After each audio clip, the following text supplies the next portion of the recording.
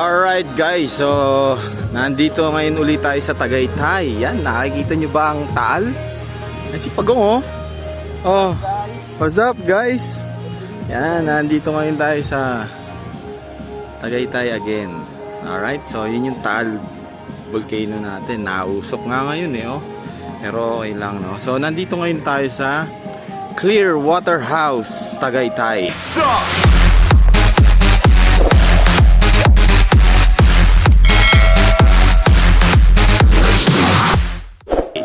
So meron tayong wedding event today. So ceremony and reception. Dito tayo sa garden nila. So ito yung pinaka main house ng Clearwater House. So dito ang pinaka event venue nila. Ito yung naglagay tayo ng tent no. Courtesy of Tent King. Yan. So meron tayong lights and sound with string light setup ngayon. Yan. So almost 50 to 60 packs lang ang ating ngayon dito. Ang ating mga guests. So halos lahat is okay na siya. Yan. No, ganda ng Clearwater House, no? Yan, no? Lawak pa hanggang dito pa. So nandun yung pinaka main gate nila, no? Main gate nila yan, lalakad yan, merong dyan. So ating garden nila, ang ganda ng pagkaano ng grass nila, no? Original grass ito, no? Hindi dito yung mga carpet tile grass na yan, no? So talagang grass talaga siya, ang ganda, oh. Alright, so meron tayong setup dito, ceremony and reception dito sa same area lang. So around 4 PM mag-start ang ating ceremony. So nasa 2 o'clock ngayon. Yan, so may 2 hours pa tayo na para i-double check ang ating mga kulang, yung ating mga kailangan gawin, mga wires, yan. So doon tayo nakapwesto doon sa area na yun, mamaya puntahan natin. So ito yung ganda, no? Town's Delight ang ating catering and styling today. Yan. So may mga string lights tayo, no? Supposed to be kung walang tent sa labas yung string lights natin since medyo pabago-bago ang klima dito sa Tagaytay today. Mga nakaraang araw medyo maulan, ganyan. Ambon araw, ulan, ganon. So kaya nag-decide ang couple natin na maglagay na ng tent. Pero ang ganda ng tent ni Tent King yan. Si Tent King ang nag-supply niyan. Ganda.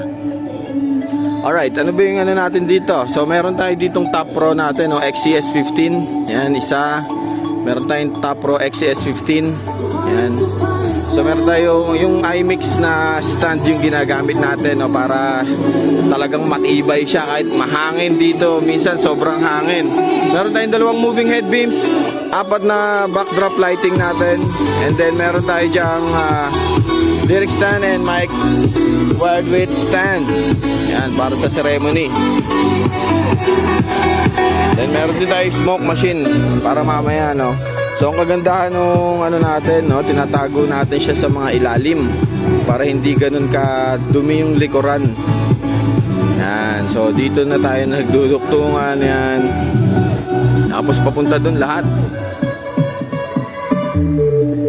Yan, check natin. Yan, ito yung mga wires natin.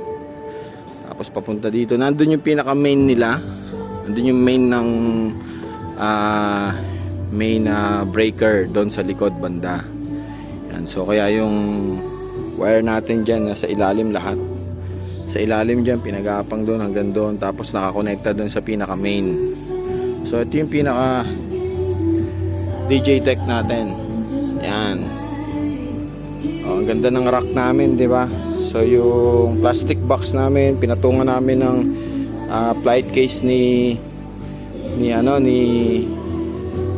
mixer, takip ng audio rack, lalagyan na ng ating DMX controller, tsaka natin pinatong yung audio rack natin. Yan. Oh, di ba? Parang kapantay na rin siya, no? So yung box ng speaker natin, 2 box, ginagawa na nating lamesa. Yan. So laptop and mixer, wireless microphone, meron tayo dito, power controller. Yan. Mamaya i-set up natin itong lang natin itong projector, di natin alam kung saan eh. Okay, so ito yung setup natin dito. It's a simple setup pero napakabongga at napaka-grande ng lugar at ng setup ng ating caterer. Tingnan mo naman, oh. 'Di ba? Ang ganda. Ang sarap dito sa malamig pa ngayon, malamig. Ayan, oh. Makulimlim na naman. Mamaya yan, tingnan mo, oh. Madilim na naman yung ibang parte ng ulap. Yan.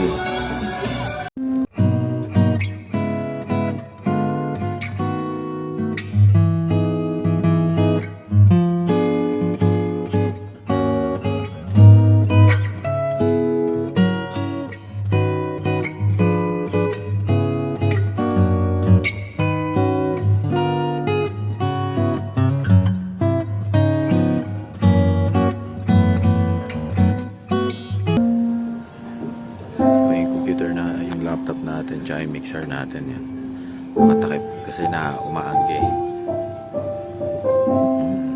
Alright guys, so papasok na si Bride. Yan na siya.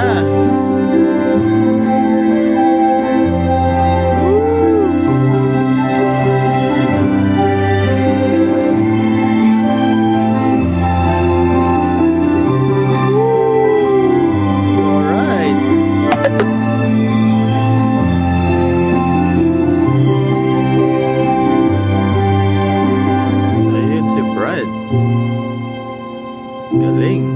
Ayan si groom. Ayan si groom. Ayan si groom.